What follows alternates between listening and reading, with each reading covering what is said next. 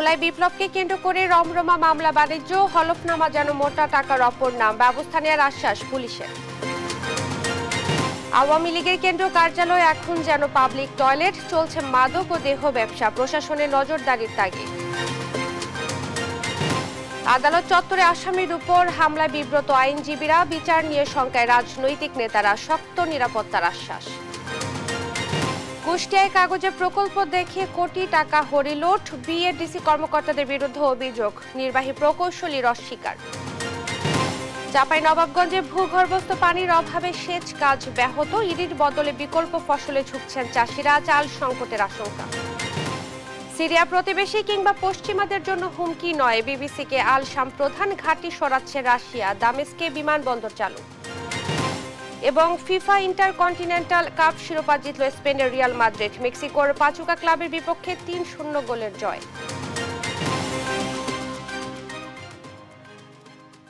দেখছিলেন সংবাদ শিরোনাম, সঙ্গে আছি আমি ইশরাত জাহান মনি।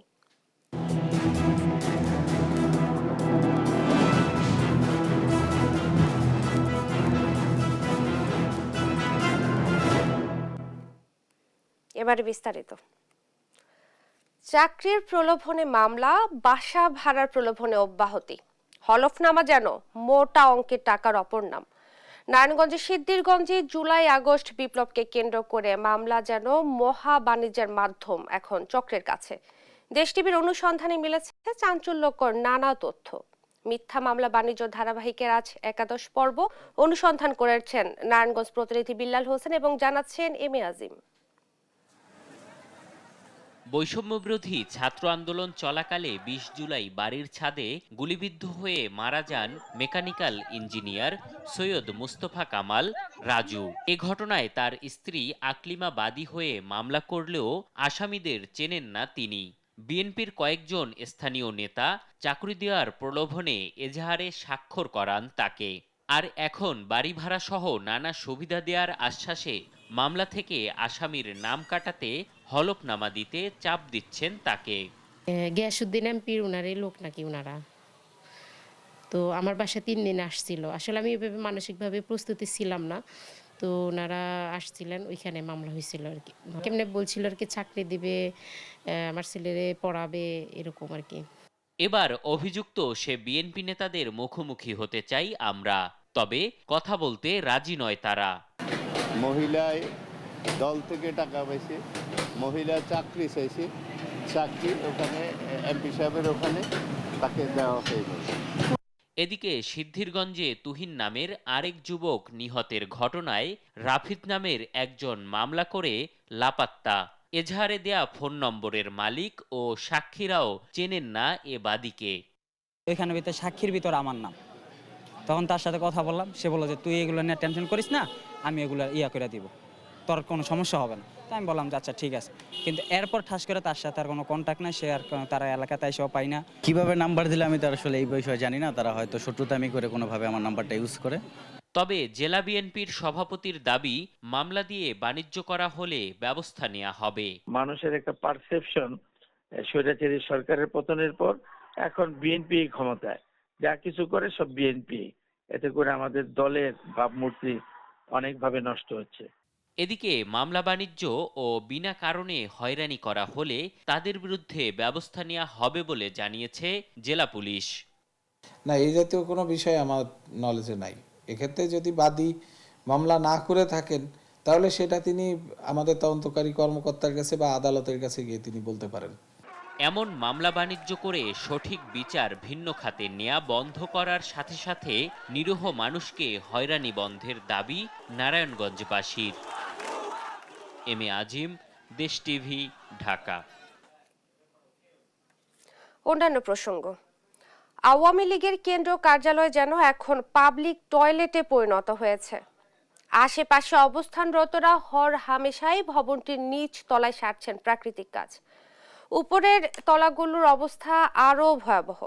মাদকসেবী সহ দখলে নিয়েছে দেহ ব্যবসায়ীরা। সানোয়ার হোসেন সানির ক্যামেরায় এম এ আজিমের রিপোর্ট। আওয়ামী লীগের কেন্দ্রীয় কার্যালয়, নেতাকর্মী নয়।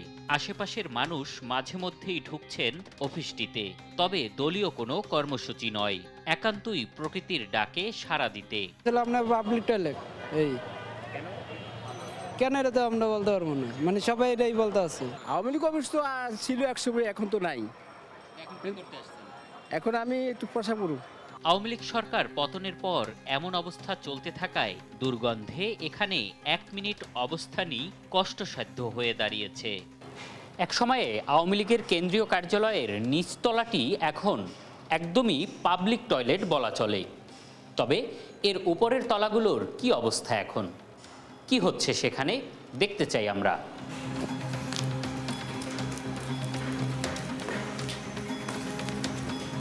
সিঁড়ি ধরে উপরে উঠতেই দেখা মেলে ভবঘুরেদের। শুধু আড্ডা নয়, রীতিমতো থাকার জায়গা দখল নিয়ে মারপিট করছে এরা।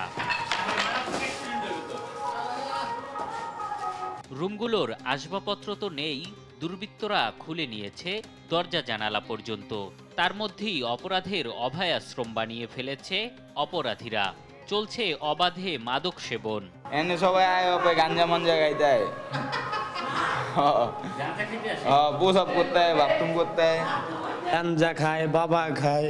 এখানের মানুষজন এখন এটাকে একটা আস্থানা বানিয়ে ফেলছে। আরও উপরে উঠলে দেশ টিভির ক্যামেরায় ধরা পড়ে দেহ ব্যবসার চিত্র। রাত হলে যা আরও বাড়ে বলে দাবি স্থানীয়দের। গাঞ্জা ইয়াবা এগুলা সেবন করে, রাতের দিকে মহিলারাও আনাগোনা হয়। অপরাধীদের অভয়াশ্রম থেকে রক্ষায় প্রশাসনের নজরদারি বাড়ানোর তাগিদ স্থানীয়দের। এম এ আজিম, দেশ টিভি, ঢাকা। শুধু উন্নত দেশই নয়, এশিয়ার দেশগুলোর সঙ্গেও বাণিজ্য বৃদ্ধির চেষ্টা করছে অন্তর্বর্তী সরকার। গেল বুধবার মিশরের D8 সম্মেলনে কথা জানান প্রধান উপদেষ্টা প্রেস সচিব শফিকুল আলম। জানান সম্মেলনে বহির্বিশ্বের কাছে বাংলাদেশকে তুলে ধরবেন প্রধান উপদেষ্টা। এ সময় দেশের তরুণদের সরকার এমনভাবে প্রস্তুত করতে চায় যাতে তারা চাকরির পেছনে না ঘুরে নিজেরাই উদ্যোক্তা হতে পারে। বাংলাদেশের ওনার যে ফিলোসফি সেটা হচ্ছে যে মাল্টিলেটারাল যেগুলো মানে রিজিওনাল কোঅপারেশন রিলেটেড যতগুলো ফোরাম আছে সেইগুলো ফোরামে উনি আসলে বাংলাদেশে একটা শক্ত প্রেজেন্স চাচ্ছেন। আর কালকে একটা কি থিম হচ্ছে ইউথ আর এসএমই। আপনি ইউথের নিয়ে উনি কথা বলবেন, ইউথ নিয়ে ওনার যে চিন্তা ভাবনা সেগুলো বলবেন। ইউথ ক্যান বি মানে ওরা নিজেরাই জব ক্রিয়েটর হতে পারে, ওরা যে শুধু জবের পিছনে দৌড়াবে তা না, they can be a entrepreneur and they can create jobs. টঙ্গীর বিশ্ব ইজতেমা ময়দান নিয়ন্ত্রণে নিয়েছে আইন শৃঙ্খলা বাহিনী। স্বরাষ্ট্র মন্ত্রণালয় বৈঠকের পর মাঠ ত্যাগ করেন তাবলিগ জামাতের অনুসারীরা। পুরো এলাকা জুড়ে নিষিদ্ধ করা হয়েছে সব ধরনের সভা সমাবেশ। সংঘর্ষ প্রাণহানির জন্য মাওলানা সাদ ও মাওলানা জুবাইরের অনুসারীরা পরস্পরকে দোষারোপ করছেন। তবে জড়িতদের ছাড় দেয়া হবে না বলে হুঁশিয়ারি দিয়েছেন স্বরাষ্ট্র উপদেষ্টা জাহাঙ্গীর আলম চৌধুরী। আরো জানাচ্ছেন জান্নাতুল মোহনা। ইজতেমা শুরুর আগেই দুপক্ষের সংঘর্ষ ও দিনভর উত্তেজনার মধ্যেই বুধবার দুপুরে সবাইকে মাঠ ছাড়ার নির্দেশ দেয় স্বরাষ্ট্র মন্ত্রণালয়। বিশ্ব ইজতেমা নিয়ে স্বরাষ্ট্র মন্ত্রণালয় সভাকক্ষে আলাদাভাবে স্বরাষ্ট্র সহ অন্য উপদেষ্টাদের সঙ্গে পূর্ব নির্ধারিত বৈঠকে বসেন সাদ কান্ধলভি ও মাওলানা জুবাইরের অনুসারীরা। ইজতেমা মাঠে সংঘাতের ঘটনায় দুঃখ প্রকাশ করেন সাদপন্থী নেতা মাওলানা রেজা আরিফ। উত্তেজনা না ছড়িয়ে অনুসারীদের দ্রুত ইজতেমা মাঠ ছাড়ার নির্দেশ দেন তিনি। মাঠ ছেড়ে দেওয়ার জন্য আমি আমাদের সাথীদেরকে বলছি এবং যারা আছেন সাধারণ জনগণ তাদেরকেও বলছি যে এই ঘটনা হয়েছে কে দায়ী সেটা জরুরি নয়। অবশ্যই আমরা মুসলমান হিসাবে এবং দেশের নাগরিক হিসেবে দুঃখ প্রকাশ করছি এবং এটা একেবারে অনুচিত হয়েছে। যাই হয়েছে মুসলমান মারামারি, তবলিগের সাথীরা মারামারি, এটা একেবারেই ঠিক হয়নি। এরপর জুবাইরপন্থীদের সঙ্গে বৈঠক করেন উপদেষ্টারা। সংঘর্ষ হত্যার জন্য সাদপন্থীদের দায়ী করে সন্ত্রাসী সংগঠন হিসেবে নিষিদ্ধের দাবি জানান জুবাইরপন্থী নেতা মামুনুল হক। অবিলম্বে হামলাকারীদের গ্রেপ্তারের দাবিও জানান তিনি। এটা কোনো সংঘর্ষ ছিল না, এটা ছিল একপক্ষীয় হামলা। সাদপন্থীদেরকে একটি সন্ত্রাসী সংগঠন আখ্যায়িত করে তাদেরকে নিষিদ্ধের আমরা দাবি জানিয়েছি। আর সবাইকে শান্ত থাকার আহ্বান জানিয়ে হত্যাকাণ্ডে জড়িতদের ছাড় দেওয়া হবে না বলে হুঁশিয়ারি দিয়েছেন স্বরাষ্ট্র উপদেষ্টা। জানান, ইজতেমার পূর্ব ঘোষিত দিনক্ষণ পরিবর্তনের কোনো সিদ্ধান্ত হয়নি। হত্যাকাণ্ডের সাথে জড়িত তাদের তো অবশ্যই আইনের আওতায় আনতে হবে, এতে তো কোনো ছাড় দেওয়ার কোনো অবকাশ নাই। ডেট দুইটা তো আমরা এখন পর্যন্ত করি নাই, কিন্তু ভাইয়েরা আলোচনা করুক, আলোচনা করার পর আমরা একটা সিদ্ধান্ত নিব। এদিকে আলাদা ব্রিফিংয়ে কাকরাইল মসজিদ ও ইজতেমায় সাতপন্থীদের প্রবেশ করতে না দেওয়ার হুঁশিয়ারি দেন মুফতি আমানুল হক। তাদের নামে এই হত্যাযজ্ঞের মামলা করব। কাকরাইল মসজিদ এবং টঙ্গীতে কিয়ামত পর্যন্ত আর কোনো সাদিয়ানিকে আসতে দেওয়া হবে না। জান্নাতুল মোহনা, দেশ টিভি, ঢাকা। টঙ্গীর বিশ্ব ইজতেমা ময়দানে নিষিদ্ধ করা হয়েছে সব ধরনের সভা সমাবেশ। বিস্তারিত জানাতে সরাসরি যুক্ত হচ্ছেন সহকর্মী নজরুল ইসলাম। নজরুল, বিশৃঙ্খলা নিয়ন্ত্রণে আইন শৃঙ্খলা বাহিনীর সদস্যরা এখনো রয়েছে কিনা জানাবেন।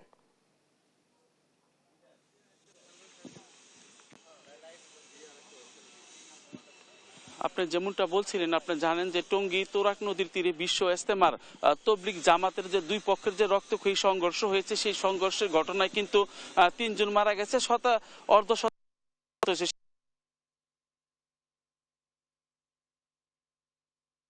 144 ধারা কিন্তু জারি করা হয়েছে আশপাশের এলাকায়।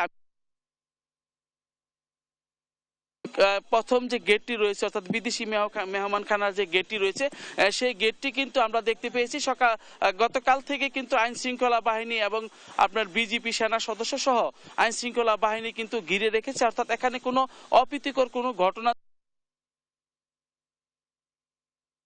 রাখা হয়েছে। আপনারা যদি দেখাতে চাই, এই জায়গায় যে প্রধান যে ফটক রয়েছে, সেই ফটকে কিন্তু আমরা দেখতে পেয়েছি সকাল থেকেই কিন্তু আইন শৃঙ্খলা বাহিনীর সদস্যরা কিন্তু প্রতিটি খিত্তায় যে রয়েছে সেই খিত্তাগুলো কিন্তু ঘিরে রেখেছেন, অর্থাৎ এখানে কিন্তু কোনো মানুষ কিন্তু এই সড়ক দিয়ে বা এই পথ দিয়ে কাউকে কিন্তু চলতে দিচ্ছেন না। তারা একদম আপনার এটা নিজেদের নিয়ন্ত্রণে নিয়েছেন এবং আশপাশের এলাকাগুলো সম্পূর্ণ কিন্তু আপনার ফাঁকা হয়ে রয়েছে এবং সবগুলো সড়কে কিন্তু ফাঁকা আমরা দেখতে পাচ্ছি।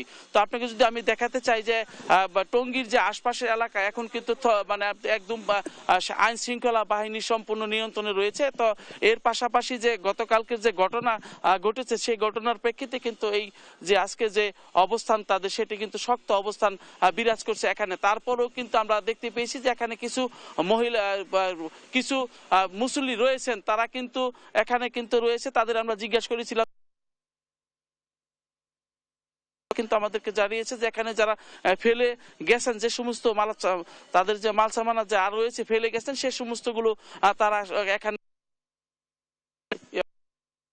সেটি যাতে এখানে ঠিক থাকে তার জন্য কিন্তু তারা এখানে 500-700 লোক সরকার থেকে চেয়েছেন তাদের কাছে যে এগুলো নিরাপত্তা দেওয়ার জন্য। মুসল্লিরা কিন্তু পাহারা দিচ্ছেন। এছাড়া কিন্তু গুরুত্বপূর্ণ ইজতেমা ঘিরে কিন্তু আইন শৃঙ্খলা বাহিনীর একটি ময়দান, এইটা ঘিরে কিন্তু আপনারা জানেন যে 144 ধারা যে জারি করা হয়েছে, পরিপ্রেক্ষিতে কিন্তু এখন সম্পূর্ণ নিয়ন্ত্রণ, মানে এখানে কিন্তু।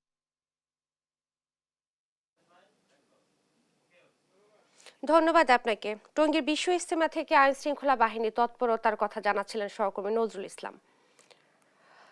আদালতে আসামি হিসেবে যেসব রাজনৈতিক নেতা আসছেন তাদের উপর হচ্ছে হামলা। পুলিশের উপস্থিতিতে প্রিজন ভ্যান থেকে চেষ্টা চলছে ছিনিয়ে নেয়ার। 5 আগস্টের পর ঘটছে এমন ঘটনা। এ কারণে মামলার আসামি আত্মগোপনে থাকা রাজনৈতিক নেতারা আদালতের দ্বারস্থ হতে শঙ্কায় আছেন। এ নিয়ে বিব্রত আইনজীবীরা এবং উদ্বিগ্ন পুলিশও। কাজী শাহিদের প্রতিবেদন। রাজশাহী 3 আসনের সাবেক সংসদ সদস্য আসাদুজ্জামান আসাদকে আদালতে হাজির করা হলে পুলিশের উপস্থিতিতেই তার উপর ঘটে হামলার ঘটনা।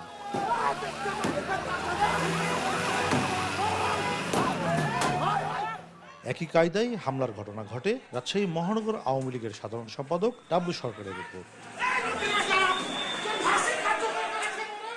এর আগেও গ্রেপ্তার রাজনৈতিক নেতাকর্মীদের ওপর হামলা হয় আদালত চত্বরে।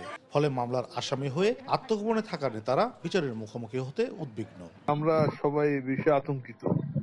আমরা যে আদালতে বিচার প্রার্থীর জন্য যাব, জামিনের জন্য যাব, সেজন্য আমরা যেতে সাহস পাচ্ছি না। বর্তমান প্রেক্ষাপটে যে মব জাস্টিস গুলো হচ্ছে, অন্যায় অবিচার হচ্ছে, বিচার ব্যবস্থার কোনো নিশ্চয়তা নাই, এই কারণে তো আমরা নিজেরা আদালতে যেতে পারছি না। এখানে অপরাধ কিন্তু ছেয়ে গেছে, তারা কোর্টে গেলে, হাজিরা দিতে গেলে তারা যেভাবে করে ন্যাক্কারজনক ঘটনাগুলো ঘটাচ্ছে, আমাদের মামলা মোকদ্দমাগুলো নিয়ে আইনের দ্বারস্থ হওয়ার জন্য সেই সুযোগ আমাদেরকে তারা দিচ্ছে না। সিনিয়র আইনজীবীরা বলছেন, বাদী আসামির নিরাপত্তার দায়িত্ব আদালতের। বিচার প্রার্থীর উপর হামলার ঘটনা অনভিপ্রেত। আদালত প্রাঙ্গণে এসে তাকে মারপিট করা হয়, তাকে যদি বিভিন্নভাবে হ্যারাস করা হয়, সেই দায়িত্বটা আদালতের এবং আইনশৃঙ্খলা বাহিনীর উপরে। মুভ জাস্টিসের নামে যে ধরনের যে ধরনের আচরণ করা হয়েছে, এটা আমার কাছে খুব কঠিন একটা বাজে একটা মনে হচ্ছে।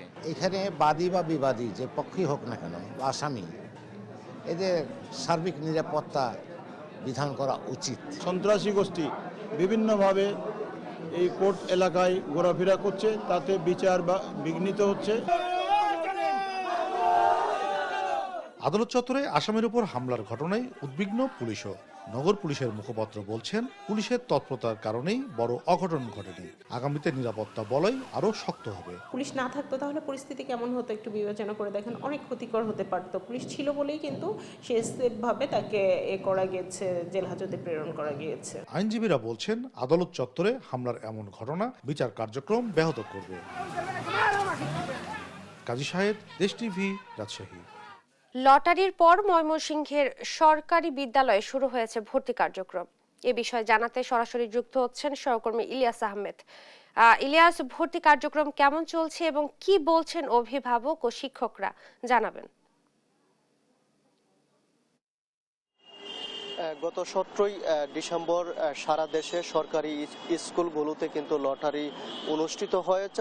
লটারির মাধ্যমে যারা বিভিন্ন বিদ্যালয়ে ভর্তির সুযোগ পেয়েছেন তাদের কিন্তু কাগজপত্র ইতিমধ্যেই অর্থাৎ গতকাল থেকেই কিন্তু নেওয়া শুরু হয়েছে এবং তাদের যে ভর্তি প্রক্রিয়া, সেই প্রক্রিয়াটি অত্যন্ত সহজ কিন্তু, এবং সেই বিষয়টি নিয়ে অভিভাবক যারা রয়েছেন তারা কিন্তু বলছেন, অর্থাৎ যারা বিদ্যালয়ে সুযোগ পেয়েছেন, অর্থাৎ সরকারি বিদ্যালয়গুলোতে ভর্তির সুযোগ পেয়েছেন, তারা কিন্তু অত্যন্ত আনন্দিত এবং তারা বলছেন তারা তাদের ভর্তি প্রক্রিয়া কার্যক্রম সম্পূর্ণ করতে ইতিমধ্যেই শিক্ষার্থীদের যে ধরনের সকল প্রকার কাগজপত্র রয়েছে সেইগুলো কিন্তু বিদ্যালয়গুলোতে জমা দিচ্ছেন, অর্থাৎ শিক্ষকরাও কিন্তু তাদের কাগজপত্র জমা দিচ্ছেন। অর্থাৎ গত 18 ডিসেম্বর থেকে কাগজপত্র জমা নেওয়া শুরু হচ্ছে। সেই কাগজপত্র কিন্তু 2 দিন ব্যাপী নেওয়া হবে। তারপরেই কিন্তু আমরা দেখেছি যে বিদ্যালয় থেকে শিক্ষার্থীদের ভর্তির জন্য একটি ফর্ম দেওয়া হবে এবং সেই ফর্ম পূরণ করে কিন্তু 25 থেকে 26 তারিখের মধ্যে যে ভর্তি কার্যক্রম রয়েছে সেটি কিন্তু সম্পূর্ণ করা হবে। সেই বিষয়টি শিক্ষকরা আমাদেরকে জানিয়েছেন।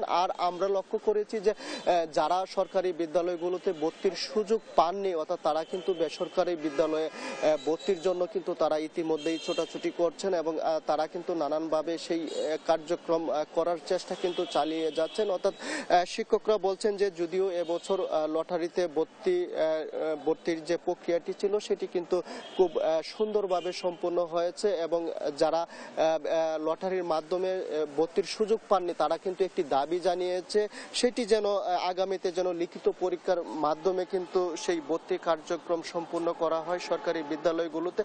সেই বিষয়ের দাবি কিন্তু তারা জানিয়েছেন এবং আমরা লক্ষ্য করেছি যে বিদ্যালয়গুলোতে ভর্তির ফিও কিন্তু একেবারেই কম এবং যারা অভিভাবক রয়েছেন তারা তাদের সন্তানদের সুষ্ঠু সুন্দরভাবে ভর্তি কার্যক্রম সম্পূর্ণ করতে তাদের যে প্রয়োজনীয় কাগজপত্র রয়েছে সেইগুলো কিন্তু তারা সরবরাহ করছেন। এই ছিল আমার কাছে ময়মনসিংহের সরকারি বিদ্যালয়গুলোতে ভর্তি প্রক্রিয়া নিয়ে সর্বশেষ। ধন্যবাদ আপনাকে। ময়মনসিংহের সরকারি বিদ্যালয় ভর্তি কার্যক্রম শুরু হয়েছে এবং এই ব্যাপারেই বিস্তারিত জানাচ্ছিলেন সহকর্মী ইলিয়াস আহমেদ। পঞ্চগড় সদর উপজেলায় সীমান্ত এলাকা থেকে ওয়াসিম নামে এক কিশোরকে ধরে নিয়ে গেছে ভারতীয় সীমান্তরক্ষী বাহিনী। বিজিবি 56 ব্যাটালিয়ন জানায়, বুধবার বিকেলে পঞ্চগড় সদর উপজেলার অমরখানা ইউনিয়নের সেনপাড়া সীমান্ত এলাকা দিয়ে 4 থেকে 5 জন কিশোর ভারত সীমান্তে প্রবেশ করে। এ সময় বিএসএফ সদস্যরা তাদের ধাওয়া করে। সবাই পালিয়ে এলেও বিএসএফ এর হাতে ধরা পড়ে ওয়াসিম। পরে তাকে গোড়ালবাড়ি ক্যাম্পে নিয়ে যায় বিএসএফ সদস্যরা। এদিকে ধরে নিয়ে যাওয়া যুবককে দেশে ফেরাতে কোম্পানি কমান্ডার পর্যায়ে পতাকা বৈঠকের আহ্বান জানিয়েছে বিজিবি।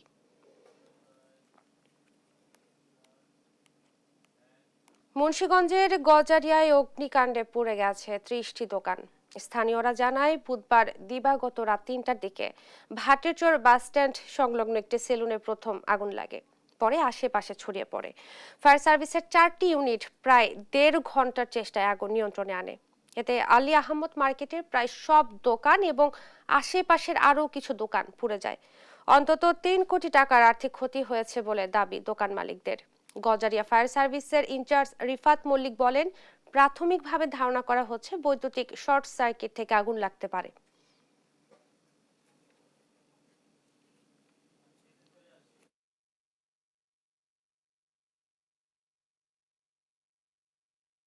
উন্নয়ন প্রকল্পের নামে কোটি টাকা আত্মসাতের অভিযোগ উঠেছে কুষ্টিয়া বিএডিসি কর্মকর্তাদের বিরুদ্ধে। কাজ না করে ব্যয় দেখানো হয়েছে কাগজে কলমে। এসব প্রকল্পের সিংহভাগেরই নেই কোনো অস্তিত্ব, যার প্রমাণও মিলেছে দেশ টিভির অনুসন্ধানে। ইরফান রানার ক্যামেরায় নাহিদ হাসান তিতাসের 2 পর্বের ধারাবাহিক প্রতিবেদনের আজ প্রথম পর্ব। 2020-21 অর্থ বছরে মুজিবনগর সেচ উন্নয়ন প্রকল্পের আওতায় কুষ্টিয়া, মেহেরপুর ও চুয়াডাঙ্গা জেলায় কৃষি উন্নয়ন ও অবকাঠামো নির্মাণে 248 কোটি টাকার প্রকল্প হাতে নেয় কুষ্টিয়া বিএডিসি অফিস। 2024 সাল পর্যন্ত এ প্রকল্পের ব্যয় দেখানো হয়েছে 192 কোটি টাকা। কাজের অগ্রগতিও দেখানো হয়েছে 75%। যদিও বাস্তবে অগ্রগতি তো দূরের কথা, মাঠ পর্যায়ে এ প্রকল্পের কাজের সিংহভাগেরই নেই কোনো অস্তিত্ব, যার প্রমাণও মিলেছে দেশ টিভির অনুসন্ধানে। নিজেরাই আমরা কাটিনি, আমার যেমন দরকার, এখন পানির যেমন দরকার, আমার তো কাটিয়ে নিতে হবে, না কাটলে তো সমস্যা। আবাদ শেষ হয় মানে মেশিন এসে 10টা বেশি দিতে হয় হিসাবে। আমার সৌর বিদ্যুৎটা আছে, আমার উপকার জানছে, কৃষকের উপকার তো হয় না। চাষিরাই নিজেরাই ডেরিং করে, আর যেগুলো ওই যে পাইপ মাঝে মাঝে ফেটে যায়, 2-1 জায়গায় এসে ওরা ওইগুলোই জয়েন দেয়। আমাদের দেখাইলো যে ডিপটা বসাবো, আজ একটা বছর খালি পাইপ পুঁতে দেখিতে গেল, আমাদের কোনো সুযোগ সুবিধা পাইছে না, শুধু দেখিয়ে যাইছি। 248 কোটি টাকার এ প্রকল্পের কাজ না করেই 192 কোটি টাকা ব্যয় দেখানো হয়েছে শুধুমাত্র কাগজে কলমেই। হরিলুট করা হয়েছে রাষ্ট্রের কোটি কোটি টাকা। কৃষকরা বলছেন এর সাথে জড়িত খোদ বিএডিসি অফিসের কর্মকর্তারা। ওরা মারি খাচ্ছে, আমরা কি পাই নাকি? আমরা কোনো সাহায্যই পাইনি। কঠিন দুর্নীতি করছে, মানে এটি যে এমনভাবে সাজা হওয়ার দরকার যাতে একজন আর সাজা দেখি 10 জন যাতে ভালো হয়। সরকার কোটি কোটি টাকা হাতিয়ে মানে সেই বাহার সুখে দিন কাটাচ্ছে, আর আমরা কিছুই পাচ্ছি না। তবে প্রকল্পের অনিয়মের বিষয়টি অস্বীকার করে বিএডিসির নির্বাহী প্রকৌশলী বলছেন, প্রকল্পের সব কাজই ঠিক মতোই করেছেন তারা। এগুলা আসলে অভিযোগ সত্য নয়, বুঝছেন। আমাদের ধরেন আমাদের যে কাজগুলা ধরা ছিল, যে কাজগুলার ই করা হয়েছে সবই করা হয়েছে। এখন মনে করেন যে একটা মহল আপনার মানে স্বার্থের জন্য এগুলা আর কি করে বেড়ায় আর কি। শুধুমাত্র কাগজে কলমে ব্যয় দেখিয়ে উন্নয়ন প্রকল্পের নামে রাষ্ট্রের কোটি কোটি টাকা আত্মসাৎকারীদের বিরুদ্ধে তদন্ত সাপেক্ষে ব্যবস্থা চাই 3 জেলার সুবিধাবঞ্চিত কৃষকেরা। নাহিদ হাসান তিতাস, দেশ টিভি, কুষ্টিয়া। চাঁপাইনবাবগঞ্জে দেখা দিয়েছে ভূগর্ভস্থ পানির তীব্র সংকট। বরেন্দ্র অঞ্চলের খাদ্যশস্য উৎপাদনে বাড়ছে অনিশ্চয়তা। সদর নাচল ও গোমস্তাপুর উপজেলায় প্রতি বছর পানির স্তর নিচে নেমে যাওয়ায় ইরি ধান চাষে নিরুৎসাহিত করছে বিএমডিএ। কৃষকরা বাধ্য হচ্ছেন অন্য ফসল চাষে। বরেন্দ্র উন্নয়ন কর্তৃপক্ষের হটকারী সিদ্ধান্তে চাল সংকট দেখা দিতে পারে বলে অভিযোগ কৃষকদের। সহকর্মী তারিক রহমানের রিপোর্ট, জানাচ্ছেন আপন অপু। বরেন্দ্র এলাকায় মাসখানেক ধরেই চলছে আমন ধান ঘরে তোলার কাজ। জমি প্রস্তুত করছিলেন ইরি ধান চাষের জন্য। এমন সময়ে ইরি ধান চাষ না করতে গভীর নলকূপের অপারেটর ও সংশ্লিষ্ট কৃষকদের মাঝে লিফলেট বিতরণ করে বরেন্দ্র উন্নয়ন কর্তৃপক্ষ বিএমডিএ। নির্দেশ অমান্য করে ধান চাষ করলে বেঁধে দেওয়া সময়ের বেশি বিদ্যুৎ না দেওয়ারও ঘোষণা দেয় তারা। তাই বাধ্য হয়ে কৃষকরা প্রস্তুতি নিচ্ছেন গম, মসুর ডাল ও ভুট্টা আবাদের। আমাদের এই উঁচু এলাকাতে পানির মানে তলকার লিয়ার পানির সমস্যা খুব, ওই জন্য সব জায়গাতে আমাদের এই পানি পাওয়া যায় না। ওই যে সব জায়গাতে ডিপ আছে সেই সব জায়গাতে ইরি হচ্ছে, কিন্তু তাও এই বাকারে বাস বরেন্দ্র ইরি করতে মানা করেছে। ফসলের পানি কম লাগবে, এগুলো জেনে ফসল করতে হয়। ধান টানের ফসল হবে সামনে, ইরিতে আপনার পানি চাষটা বেশি লাগবে। এই কারণে এই যে ডাল, এই যে মুসরি, সর্ষে, গম বুট এই চাষগুলো করতে বলেছে। পানি না পাইলে তো চাল তো তৈরি করতে পারতেছি না, তো সেই হিসাব তো করা লাগবে আমাদের জন্য। এই জন্যই হয়তো বা বরেন্দ্ররা হিসাব করে দেখতেছে। কৃষকদের দাবি লাখ লাখ টাকা খরচ করে সোলার সিস্টেম পাতকুয়া নির্মাণ করলেও এর কোনো সুফল পাচ্ছে না তারা। বিএমডিএ কর্মকর্তাদের লুটপাট আর অর্থ আত্মসাতের কারণেই দুরবস্থায় কৃষকরা।